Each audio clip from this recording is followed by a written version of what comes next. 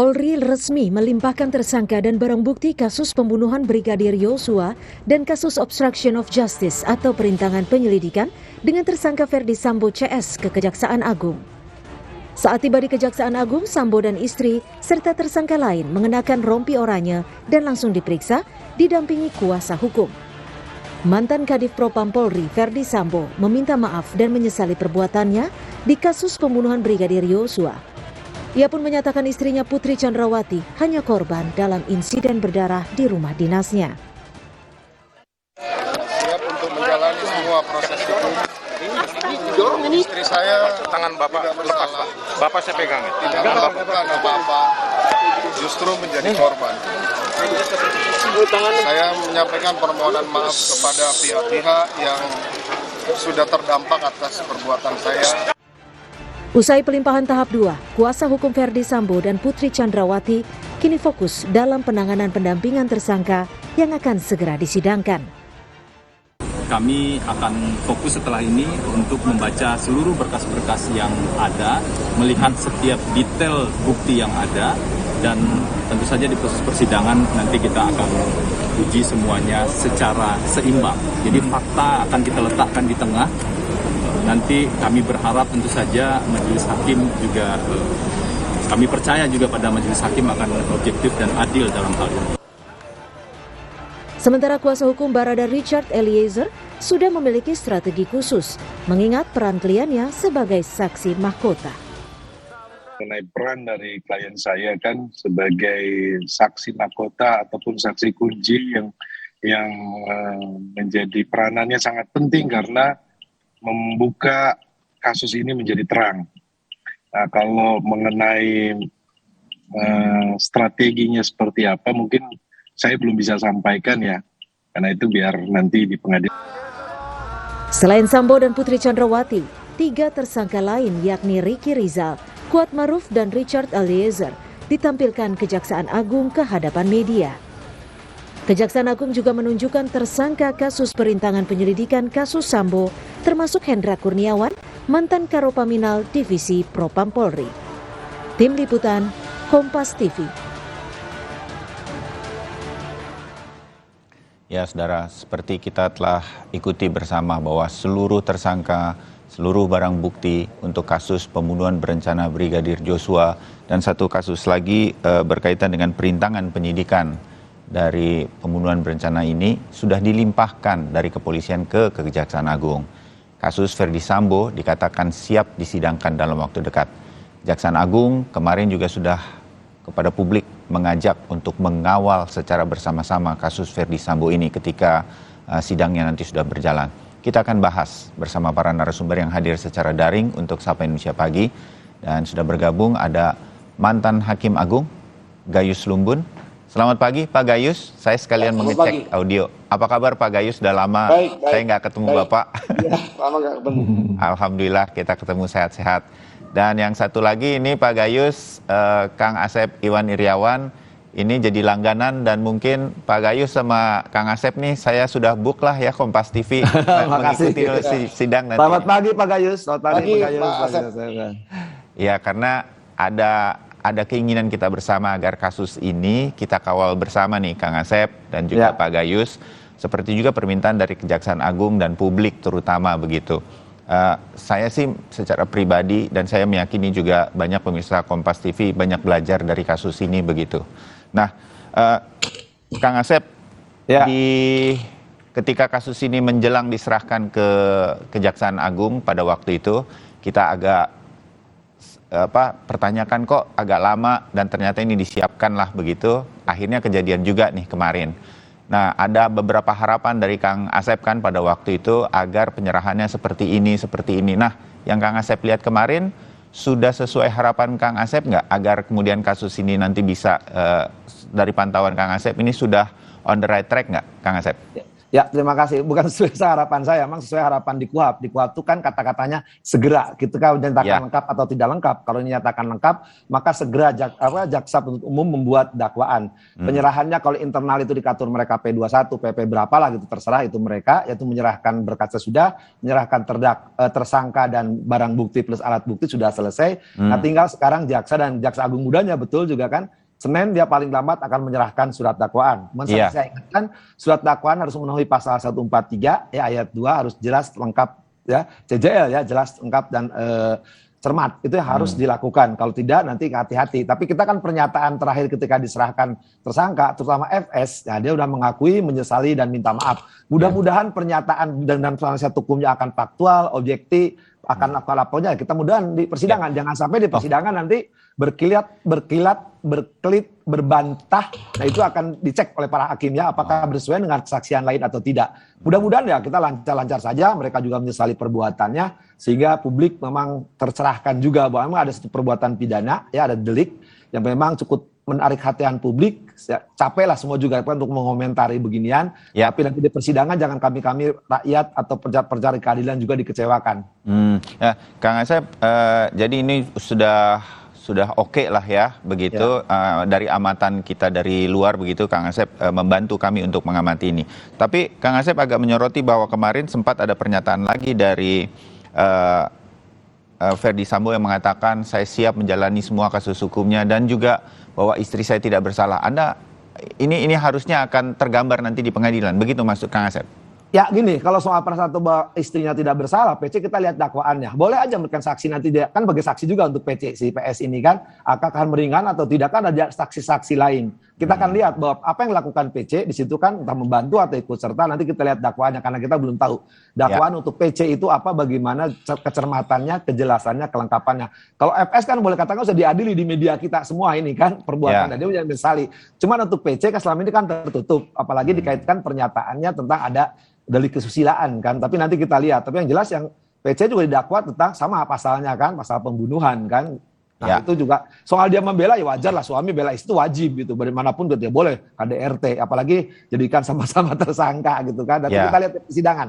Iya, artinya di persidangan nanti pernyataan bahwa menyesal dan akan mengikuti semuanya secara proses hukum, kita akan lihat kenyataannya nanti di persidangan. Dan kalau ada pembelaan-pembelaan hal yang wajar dari seorang suami kepada istri, tetapi persidangan nanti sudah menyiapkan semua yang berkaitan dengan fakta-faktanya. Itu bayangan saya. Saya ke Pak Gayus dulu. Pak Gayus, rasanya saya baru kali ini deh melihat dan jadi tahu. Makanya saya bilang Pak Gayus dan Kang Asep, juga pemirsa Kompas TV, kita jadi belajar dari kasus ini. Sepanjang ingatan saya belum pernah melihat bahwa saya jadi tahu bahwa kalau kasus dilimpahkan dari kepolisian sudah P21 dan kemudian menjelang persidangan ini ada pelimpahan berkas, itu prosesnya kira-kira cukup tergambarkan, cukup terbuka, dan mungkin ini salah satu dari sedikit sekali kasus yang begitu terbuka disampaikan kepada publik. Benar nggak Pak Gayus? Jadi ternyata itu berkasnya diperiksa, Kejaksaan Agung juga memastikan para tersangka sehat dan lain-lain, ada foto-fotonya kemarin, dan kemudian ditampilkan ke publik. Ini ya para tersangkanya, kami tampilkan, diminta membuka masker. Jadi ini proses yang, kan nggak setiap kasus ya Pak Gayus, dan kemarin ini karena mungkin perhatian kepada publik begitu tinggi, kemarin disampaikan oleh Kejaksaan Agung sebagai sebuah tanda bahwa ini siap disidangkan. Bisa saya menangkapnya seperti itu Pak Gayus?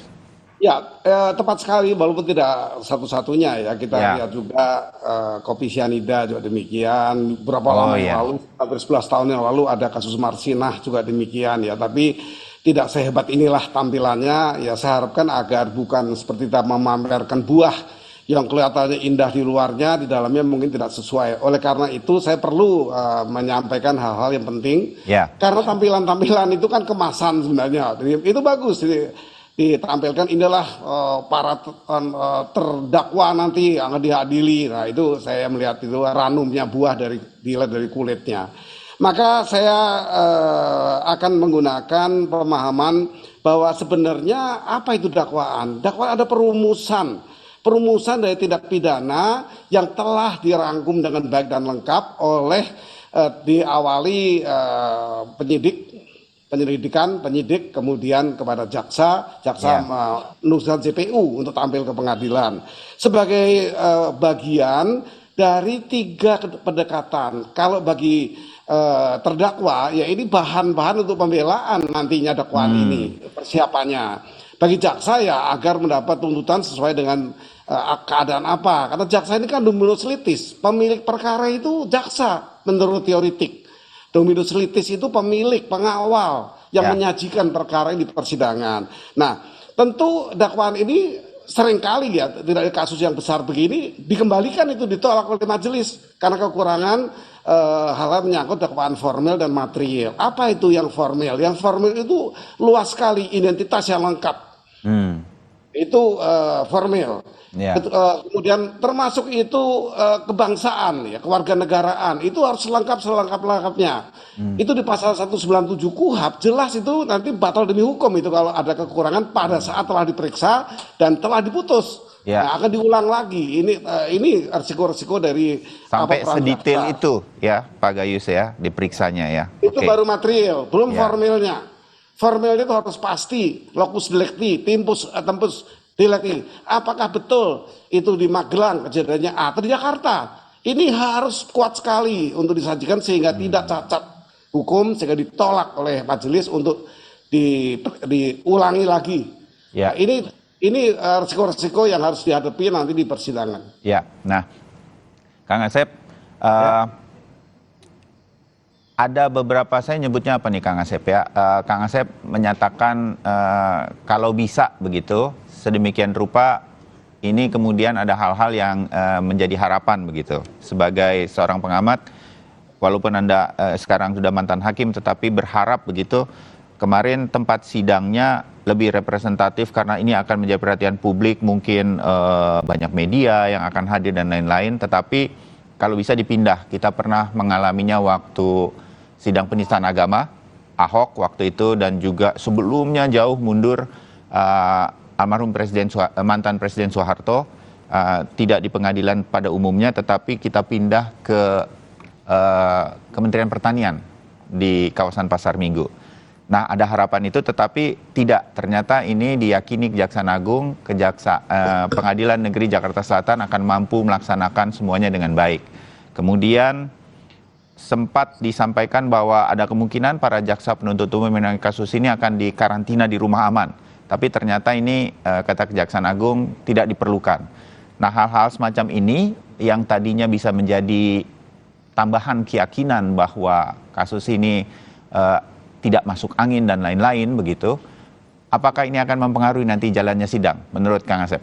Ya, yang pertama kalau teknis tadi kan, yang penting patokannya adalah surat dakwaan. Nah, di luar teknis memang perlu mempertimbangkan. Kita pernah lihat kalau perkara menarik perhatian, ya tadi disebut misalkan beberapa perkara penodaan agama Ahok, penodaan Cyanida, Abu Bakar Ba'asyir, dan beberapa perkara lainnya.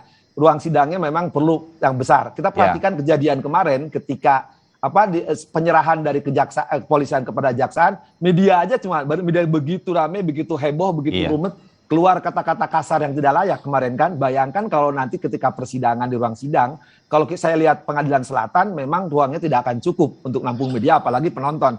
Kan juga akan turun dari LPSK, dari institusi-institusi tertentu yang akan mengamati jalannya persidangan. Media tidak dalam, luar negeri juga sepengetahuan saya akan hadir.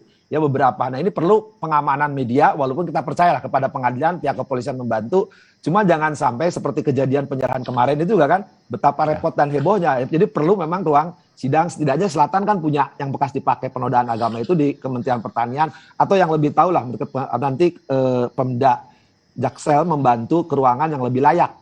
Karena pasti kan ini kan yang dituntut transparansi, keterbukaan dari publik, sejauh mana yang sekarang penasaran, terutama hal-hal ini apa yang sebenarnya terjadi. Walaupun secara teknis sidangnya bisa pengadilan udah cukup di Selatan. Cuman masalahnya ini menarik perhatian, takut keikutsertaan publik, media tidak terjangkau. Apalagi ini 11 terdakwa, kalau 11 terdakwa bersamaan disidangkannya di ruang Pengadilan Selatan, saya tidak akan memuat gitu, kecuali hari dia berbeda, 11 ini hari berbeda, atau apalagi kalau misalkan satu majelis pegang 2 perkara atau satu perkara, itu lebih tidak memungkinkan tempatnya. Saya pikir ini luar teknis yuridis, ada yang sifatnya administratif atau berbantuan penyelenggaraan sidang. Yang penting di ruang sidang itu ada meja hakim, ada meja terdakwa dan penasihat hukum, ada meja terdakwa dan meja penonton, dan dinyatakan dibuka dan terbuka umum. Soal ruang, sekali lagi memang kalau selatan saya lihat, kalau lihat perkembangannya tidak memungkinkan, tapi yang lebih tahu nanti ketua selatan lah yang akan menentukan. Ya, baik. Kita sambung sebentar lagi berkaitan dengan apa yang kemudian bisa kita memberikan masukan kepada sebentar lagi jalannya persidangan terhadap kasus pembunuhan berencana terhadap Brigadir Joshua. Kang Asep, Pak Gayus tetap bersama kami dan juga pemirsa Kompas TV. Saya segera kembali.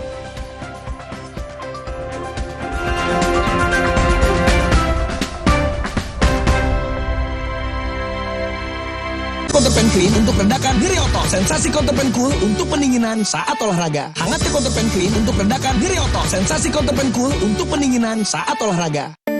Kemasan paket duo Counterpan. Beda kegiatan, beda masalah, beda Counterpan-nya. Kemasan paket duo Counterpan. Harga hemat. Harga hemat, harga hemat, dapat dua manfaat. Hangatnya Counterpan Clean untuk redakan diri otot. Sensasi Counterpan Cool untuk pendinginan saat olahraga. Sapiku. Wah, kalau dilihat dari gejala klinisnya, sapi Bapak terkena PMK. Baiknya dipotong bersyarat ya, Pak. Nah, selain potong bersyarat, ada beberapa cara yang bisa kita lakukan untuk mencegah penularan virus PMK ini, Pak. Yang pertama ada biosecurity, yang kedua ada vaksinasi, yang ketiga pengobatan, dan dipotong bersyarat menjadi opsi yang paling akhir. Mari kita sama-sama basmi PMK dari bumi Indonesia. Aku gak akan nyerah meskipun gerah dan keringat menggangguku. Karena Dettol Cool, perlindungan 12 jam dengan sensasi